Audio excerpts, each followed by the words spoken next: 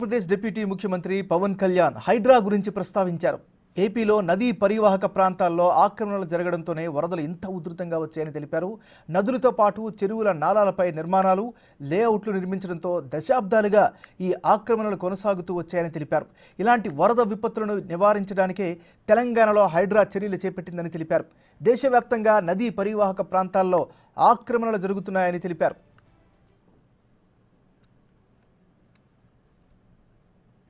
మన విజయవాడకి శాపంగా మార్చేసినవన్నీ ఇప్పటికీ కొన్ని ప్రాంతాల్లో ఆక్రమించిన ఇళ్ళు ఆ ప్రాంతాల్లో ఇల్లు నిర్మించారు. తర్వాత నిర్మించిన ఇళ్ళకి అవుట్ఫుల్ డ్రైన్స్ లేకపోవడం, వరద ఎటు వెళ్తుందో తెలియక అది విజయవాడ సగం నగరాన్ని వరద నీరుతో ముంచెత్తేసింది. ప్రతిసారి ఇప్పుడు మీరు హైదరాబాద్లో చూసినా కానీ వీళ్ళు వాళ్ళ హైడ్రా అని చెప్పి వాళ్ళు స్టార్ట్ చేసి డెమాలిషన్ డ్రైవ్ కొన్ని వందల చెరువులు ఉన్న ప్రాంతాన్ని, లోతట్టు ప్రాంతాలని, ఫుల్ ట్యాంక్ లెవెల్ ప్రాంతాలని ఒక 20 ఇయర్స్గా 30 ఇయర్స్గా ఏం లేదు, వరద లేదు, నీళ్లు లేవు అని చెప్పి ఇల్లు కట్టేయడం జరిగింది అక్కడ కూడా. అలాగే ఏ మూల భారతదేశంలో ఏ రాష్ట్రంలో అయినా సరే, అలాగే ప్రత్యేకంగా తెలంగాణ కావచ్చు, అలాగే మనకు సంబంధించి ఆంధ్రప్రదేశ్ కావచ్చు, ఇది ఈ నదీ పరివాహక ప్రాంతాలు ఇక్కడి నుంచి సహజ స్థితిలో అది ఆ వాగులు వంకల నుంచి వెళ్ళి సముద్రంకి వెళ్ళే దిశలో ఆ దారి మధ్యలో ఇల్లు కట్టేయడం, లేదంటే లేఅవుట్లు వేసేయడం, ఇవన్నీ వైలేషను ఒకళ్ళు చేయలేదు. కొన్ని దశాబ్దాలుగా కొంచెం ఇంక్రిమెంటల్గా చేసుకుంటూ వచ్చి అది చేసుకుంటూ వచ్చారు. బులెటిన్ మనం బ్రేకింగ్ న్యూస్ చూస్తున్నాం. ఆంధ్రప్రదేశ్ డిప్యూటీ ముఖ్యమంత్రి పవన్ కళ్యాణ్ హైడ్రా గురించి ప్రస్తావించారు. ఇక ఇదే అంశానికి సంబంధించి మరింత తాజా సమాచారాన్ని మా రిపోర్టర్ శివ అందిస్తారు. శివ,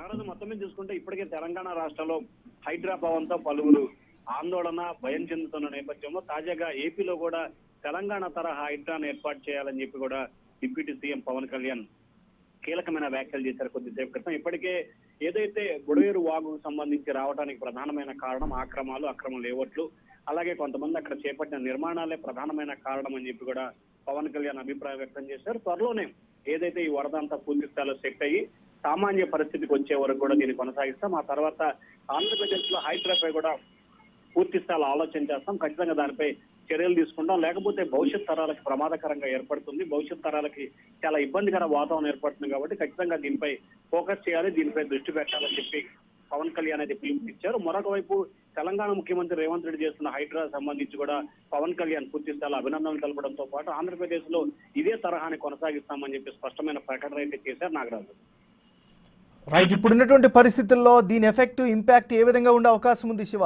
రానున్న రోజుల్లో? ఖచ్చితంగా ఇప్పటికే ఆంధ్రప్రదేశ్ కు సంబంధించి ముఖ్యంగా విజయవాడలో వరద రావడానికి గతంలో అంటే దాదాపుగా ఒక 60-70 సంవత్సరాల క్రితం చూసుకుంటే చాలా చెరువులు, కుంటలు ఇవన్నీ ఉన్నాయి. ప్రస్తుతం వాటన్నిటికి సంబంధించి కూడా భవనాలు, ఇళ్లు నిర్మాణాలు జరిగిన పరిస్థితి కనిపిస్తుంది. సో ఈ నేపథ్యంలో ఇది ఏ రకంగా తీసుకోబోతున్నారు, ఎప్పటి నుంచి ప్రామాణికంగా తీసుకుంటున్నారు అనే ఉత్కంఠ అయితే కొనసాగుతున్న పరిస్థితి కనిపిస్తా ఉంది. మరొక వైపు ముఖ్యంగా ఏదైతే వాగులు, వంకలకు సంబంధించి అలాగే చెరువులకు సంబంధించి ఎక్కడైతే ఆక్యుపేషన్ చేశారో, తుఫాను వచ్చినప్పుడు ఎక్కడైతే ఇబ్బందికర వాతావరణం ఏర్పడుతుందో వాటిపైన ఫస్ట్ గా ప్రభుత్వం ఫోకస్ పెట్టే అవకాశాలు అయితే కనిపిస్తున్నాయి. సో ఈ నేపథ్యంలో ఆంధ్రప్రదేశ్ కు సంబంధించి ఖచ్చితంగా కొంత ఎఫెక్ట్ అయితే పడే అవకాశం కనిపిస్తా ఉంది. దీంట్లో కొంతమంది లేఅవుట్లు వేయటం కానీ, కొంతమంది నిర్మాణాలు చేపట్టడం కానీ లాంటి కార్యకలాపాలు పాల్పడ్డారు. మరి వారిపై ఆంధ్రప్రదేశ్ ప్రభుత్వం ఖచ్చితంగా కొరడా జులించే అవకాశాలు అయితే ఎక్కువగా కనిపిస్తా ఉన్నాయి. నాగరాజు, శివ, పవన్ కళ్యాణ్ స్పెసిఫిక్గా మెన్షన్ చేశారు, హైదరాబాద్లో గత 25-30 ఏళ్లుగా వరదలు లేవనే ఒక కారణంతో అక్రమ నిర్మాణాలు జరిగాయి అంటూ స్పెసిఫిక్గా చేశారు. అంటే కేటగారికల్గా ఉన్నట్టుగానే అర్థం చేసుకోవచ్చా? 100%. ఎందుకంటే హైదరాబాద్ లో జరిగిన పరిణామాలని బేస్ చేసుకుంటే ఆంధ్రప్రదేశ్ లో భవిష్యత్తులో ఇటువంటి సంఘటనలు పునరావృతం కాకూడదు అనేది పవన్ కళ్యాణ్ ఆలోచనగా కనిపిస్తోంది. ఎందుకంటే హైదరాబాద్ లో వర్షం వస్తే పూర్తి స్థాయిలో రోడ్లన్నీ జలమయమవుతున్న పరిస్థితి కనిపిస్తోంది. వీటన్నిటి కారణం ప్రధానంగా ఆక్యుపేషన్స్ ఎక్కువగా ఉన్నాయి. చెరువులు, కుంటలు మొత్తాన్ని ఆక్యుపై చేసి బిల్డింగ్లు, అలాగే అపార్ట్మెంట్ నిర్మాణాలు చేపట్టారు. సో ఇటువంటి పరిస్థితి ఆంధ్రప్రదేశ్ కి రాకూడదు అనేది ఉప ముఖ్యమంత్రి ఆలోచనగా కనిపిస్తుంది. ఎందుకంటే ఆంధ్రప్రదేశ్ కి రాజధాని ప్రాంతం అమరావతి అయినా కానీ హెడ్ క్వార్టర్ వచ్చేలా విజయవాడ, గుంటూరు మాత్రమే ఉన్నాయి. సో హెడ్ క్వార్టర్ లో పూర్తి స్థాయిలో కూడా ప్రక్షాళన జరగాలనేది ప్రభుత్వ ఆలోచనగా కనిపిస్తా ఉంది. దిశగా అడుగులు వేస్తామని చెప్పి పవన్ కళ్యాణ్ ప్రకటన చేశారని చెప్పి కూడా మనం భావించాలి. ఈ నగరం శివ, ఇంకొక విషయం చెప్పండి, హైడ్రా ఎప్పుడైతే స్టార్ట్ చేశారో తెలంగాణ ప్రభుత్వానికి సంబంధించి ప్రజా మద్దతు విపరీతంగా కనిపిస్తూ వస్తుంది. ముఖ్యంగా సామాన్యుల్లో ప్రభుత్వం పట్ల హర్షం వ్యక్తం చేస్తున్నారు. సో ఏపీలో కూడా అలాంటి సిచ్యువేషన్ వచ్చే అవకాశం ఉందా?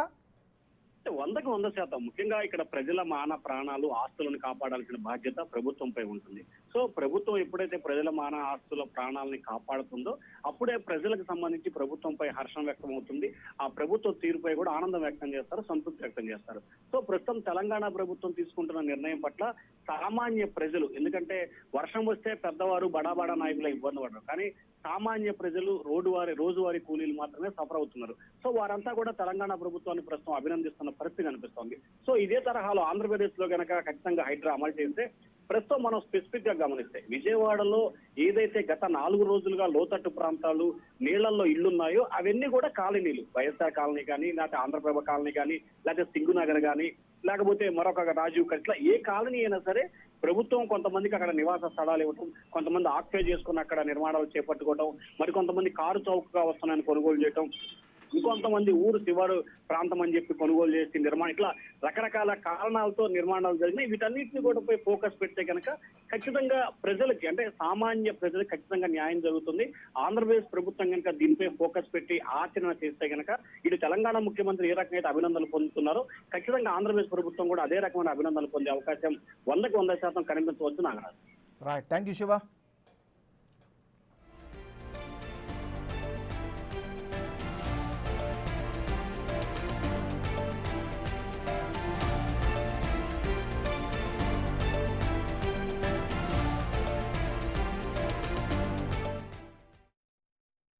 నేను కనిపించట్లేదు అది ఇది అని మాట్లాడుతాను. ఒకటి చెప్తాను, ఇప్పుడు నేను వస్తే నాకు ఇబ్బంది ఏంటంటే ఈ సహాయక చర్యల్లో ఇబ్బంది పడిపోద్ది. ఒకసారి అందరిని మీద పడటం, దానివల్ల అధికార యంత్రాంగానికి కూడా ఒత్తిడి అవుద్ది. దానివల్ల నన్ను వాళ్ళు చెప్పడం వల్ల రాలేకపోయాను. అది నిన్న మీకు క్లియర్ కట్గా తెలియజేశాను.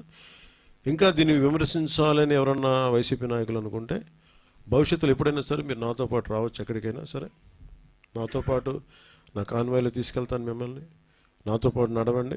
ఎలా ఉంటుందో మీకు అర్థం చేసుకున్నప్పుడు అప్పుడు మీరే సలహా ఇస్తారు. అందుకని దయచేసి దీన్ని ఒకసారి మీ దృష్టికి తీసుకొస్తాను. కానీ విమర్శించే వైసీపీ నాయకత్వానికి ఎవరికైనా సరే రాష్ట్ర ప్రభుత్వం చేస్తున్న ఈ చర్యల మీద ఎవరన్నా విమర్శించదలుచుకుంటే వాళ్ళందరికీ కూడా ఫస్ట్ మీరు సహాయం చేసి మాట్లాడండి. మీరు సహాయం చేసి మీరు బయటికి వచ్చి మీరు మాట్లాడి ఇళ్లలో కూర్చొని కాన్ఫరెన్స్లు పెడితే సరిపోదు. మీరు లోపలికి వచ్చి దిగండి మనస్ఫూర్తిగా. అలాంటి పరిస్థితులు అంటే మేము కూడా మాతో కలిసి తీసుకెళ్తాం. కొంత ప్రయత్నం కూడా చేయకుండా ఇలాంటి పరిస్థితుల్లో ఇంత సమర్థవంతంగా ఆ వయసులో ఆయన బుల్డోజర్లు ఎక్కి అసలు చేరలేని ప్రదేశాల్లో, వెళ్ళలేని ప్రదేశాల్లో కూడా ఆయన బుల్డోజర్ ఎక్కి, ఆయన పొక్లైనర్లు ఎక్కి, ట్రాక్టర్లు ఎక్కి గౌరవ ముఖ్యమంత్రి గారు అది అప్రిషియేట్ చేయాల్సింది పోయి నన్ను విమర్శించడం ఇది సరైన పద్ధతి కాదు, మార్చుకోవాలి వైసీపీ నాయకులు. అలాగే వైసీపీ నాయకులకు కూడా నా విన్నపం, నా విజ్ఞాపన, మీరు విమర్శించడానికంటే కూడా ఇది మనందరి ఉమ్మడి సమస్య, ఇది మన రాష్ట్ర సమస్య ఇది. సో మీరు కూడా నడుము వంచి, మీరు కూడా బయటకు వచ్చి, మీరు కూడా సహాయక చర్యల్లో పాల్గొనాలని మనస్ఫూర్తిగా